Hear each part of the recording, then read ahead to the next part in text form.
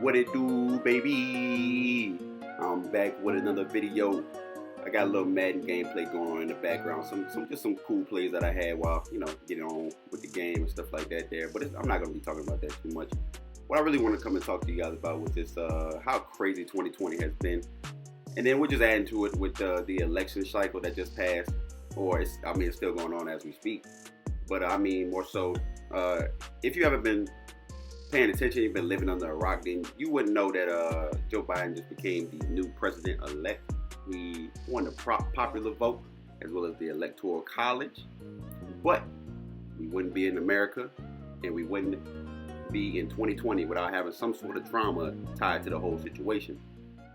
So the Trump campaign recently came out and suggested that there's been a lot of voter fraud. They've been saying that the mail-in ballot system has been terrible. The ballots have been getting thrown away for Trump.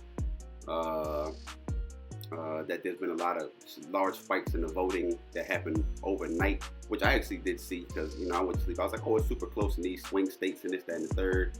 But then I woke up and it was like, wow, Biden just really was going nuts in those states. So that's what they're saying with that. They're also saying that the software, the voter software that they've been using, I think it's called Dominion, has been switching the votes over for Trump. Oh, no. Yeah, for Trump against him and going to Biden. So I'm not sure who's running the system. They're saying that it's a foreign system and we don't even own the service for it and stuff like that. That's all speculation that I'm hearing. But that would be interesting to see if that's actually true and stuff like that there. They've been saying that dead people have been voting. Like I said, the votes been getting thrown away. And it's just been a whole mess. I know the world is watching this election and they're like, man, look at America. We're just been going nuts all year long. Like I said, it's been just a crazy year, 2020, with the drama and everything like that. And we can't even get out to the end of it with the election cycle and just get it out the way. But hey, I got to make sure that this is verified and all that good stuff there. Like, we got to make sure that our system is taken care of if it's flawed or if there's any type of irregularities or fraud going on, and that can't happen. I'm sure both sides want to have a legitimate, election for the presidency. And if Trump's going to concede, then I know that he wants that to be legitimate. And Biden and them should as well feel as though, that they didn't win the presidency on some sort of fraud or nonsense that went on behind the scenes. But I've been doing a little bit of research into this, and I have found the different possible paths that can take place with this whole dispute going on in the election. First, there is that we can just verify everything, and we find that there's no fraud, no craziness going on, just a bunch of speculation and conspiracy. And then Joe Biden would simply become the new president. Like I said, he won the popular vote and he won the electoral college. But the lawsuits that Trump has used against the whole election system in these states that are under dispute, like Michigan, North Carolina, Georgia, what else? I think Nevada, Arizona, Pennsylvania, just to name a few. It might be some more, but yeah, he's got a bunch of lawsuits in these states. And if we can't verify the votes there, like let's say that there was some illegal voting going on, or like in a large number, or let's say the state election officials broke the law in their own state, those will have to get thrown out, and then we'd have to go to the Supreme Court, which is a 6-3 majority for the Republicans at the moment. But I don't think the Supreme Court would want to rule on something like that. That would just be, I think that would cause a lot of uproar and a lot of craziness across the country if they just decided, we're going to make Trump president. I'm not sure what the Supreme Court can say about that, but yeah, I don't think they want to make that decision. There's 9 people for the rest of the entire country, 360 million people in the country. They'll stay out of that, I'm for sure.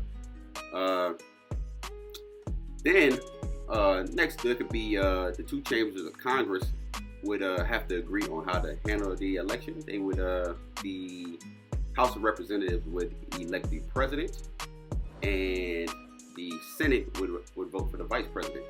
Now, if they can't agree on what the hell they want to do with that whole, you know what I'm saying? Like, historically, Congress doesn't really get along, when it's split like this.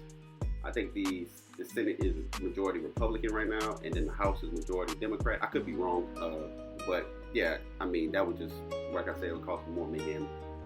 People would be upset like all holy hell. But we'll see. I mean, it is what it is. It's also important to note that Vice President Pence does have the tie-breaking vote, just in case this is like I said, disputed and we can't get anything done in a whole kind of like deadlock situation. Vice President Pence would make the decision and split that.